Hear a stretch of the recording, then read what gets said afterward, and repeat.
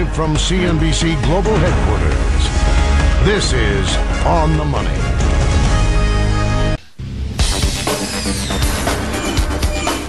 You know, sometimes our search for opportunity can lead us in the wrong direction. Holly, we're not going to let that happen to you. Okay, Hi, you're not going to work yourself into the ground, Holly. You know, I think we've actually come up with a plan that's going to get you on track so fast, it's going to give you whiplash. Oh, I need that. Okay. Thank you. But whiplash kind of hurts a little bit. It's going to take some sacrifices. I got to ask you, are you willing to make them? Yeah. You are? I am. Okay, then let's whip this into shape, all right, Holly? So let's look at where you stand right now. How much are you guys bringing home each month? Let's start there. We're bringing home just over $10,000 a month with the rental property. Okay. Now, what about debt? You mentioned the debt. It's over $70,000, right? It is. And and 8 credit cards? Yes. Okay. Now, what about your retirement savings? I have a Roth that I'm feeding $100 a month off my business. My husband has a 401k that he's feeding 4% off his paycheck. Okay. And then we have about $75,000 in 401ks from prior employers between the two of us. Okay, great. Can you roll those babies over? Roll them into the 401k your husband has now? Sure, we could do that. Okay, because you know what? Because then you could feed them. You could feed them and you could put more money into them and make them work harder for you both. We'll get to that later. I got ahead of myself. Okay. But tell me about the rental property that you have. How's it doing? The rental property? Yeah. Well, we bought it in 2006. We got an 80-20. The 80 is at 8% and the 20 is at 10%.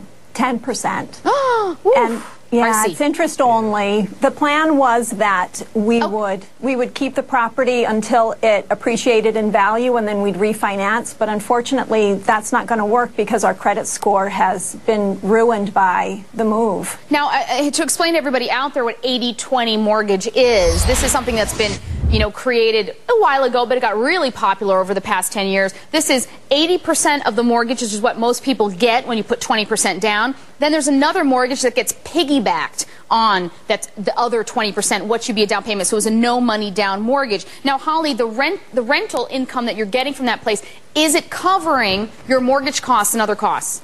It does cover the mortgage, Carmen, but it doesn't cover anything beyond that. Okay. So there's an association fee of $160, and then we had to replace a lot of the internal components of the condo, and that all that's a big part of the credit card debt. Okay, yeah, because it's that whole becoming a landlord, investing, and then you become a landlord, and it's really expensive. Now, Holly, our first priority here, right, is managing your debt.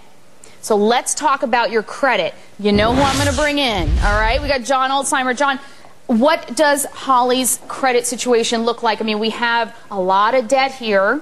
Hi, John. Hi, Holly. How are you? I'm great. I spent some time earlier today with this really, really nice lady. She's just a fantastic lady. Thank you. She was making me smile, which is nice. Excellent. So that's the good news. Oh, no. See, Holly, he was buttering you up.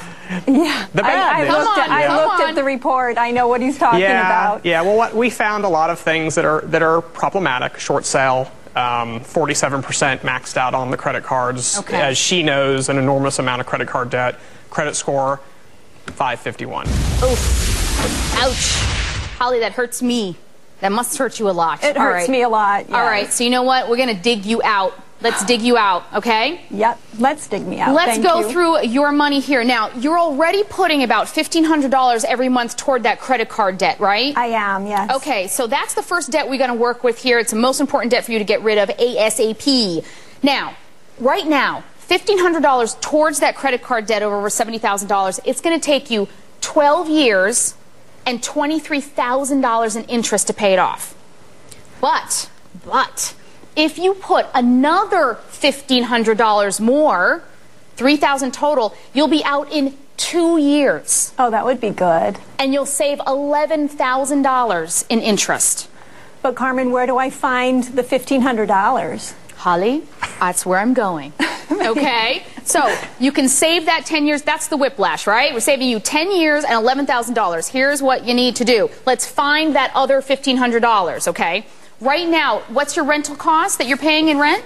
$25.29 per month. Okay. Any way you can shave that down?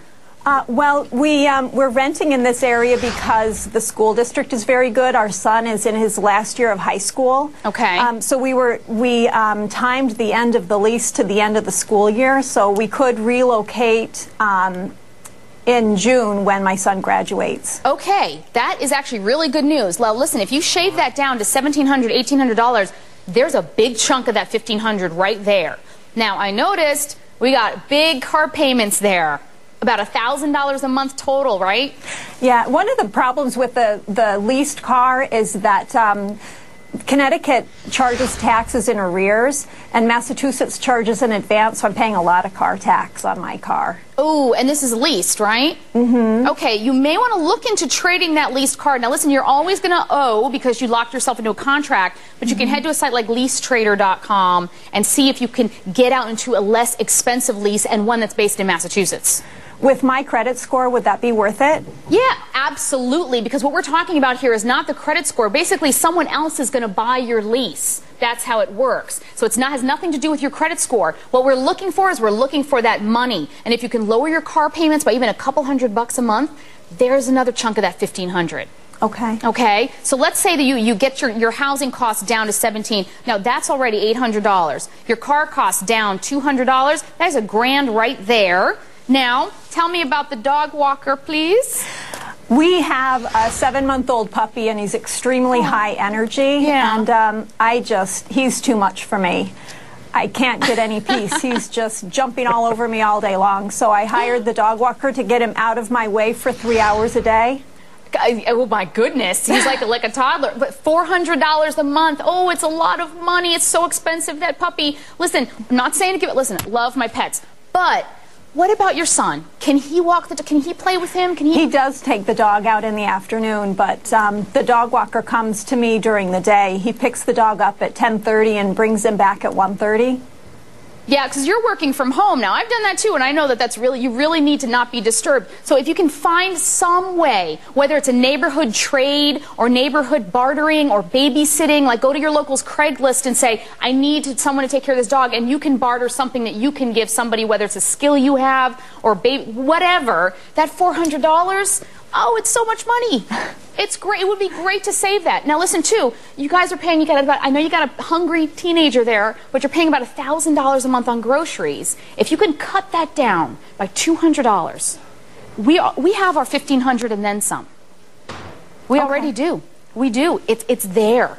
It's all in there. It does mean some life changes, in what you're doing now and you're spending now, but I'm telling you, Holly, from going from 12 years of credit card until you get out of that credit card debt, and you can't save for another home or for your retirement as long as you have that debt right there. But 2 years, getting rid of that in 2 years, amazing. That would be amazing. Now imagine, 2 years from now, keep that in your head, when you're cutting around, cutting, you'll be done with that debt. Then it's time to tackle your savings. Okay? So you can take the $1,500 that you were putting every month to your credit card debt. It's actually going to be $3,000 a month, right? Funnel that into a high-interest savings account right away, the next month, the second that credit card debt is gone. Put it in a high-yield savings account to build yourself, first, an emergency nest egg, right? I want to have 6 months of living expenses in there, and a down payment for a home. In another 5 years from now, Holly, I'm going to call you. You're going to be out of debt. You're going to have emergency savings. You're going to be totally relaxed. You're going to have a down payment for a home. And credit scores in the 800s. Credit score in the 800s. Well, that would be awesome. But what about Jason, who's going to be going to college next year? I know. Yes, you did mention about Jason, and you mentioned about his college costs. Here's the thing. When it comes to your retirement, you and your husband's retirement, I want you and your husband to concentrate on saving for you. And I'll tell you why. Because your son can always borrow for school, and good public student loans is a good debt. Okay, Holly, it's a good debt to have, and it's an investment in him and his future. You and your husband take care of you first. Will he qualify for student loans with our credit score being low? Don't we have to co-sign for him? You might, but probably not. Go to finaid.org and search for scholarships and grants there. You'll be surprised at what you can get. All right, Holly, but take care of you and your husband. Keep contributing to that 401k, and you'll be right where you want to be. Much more right after this.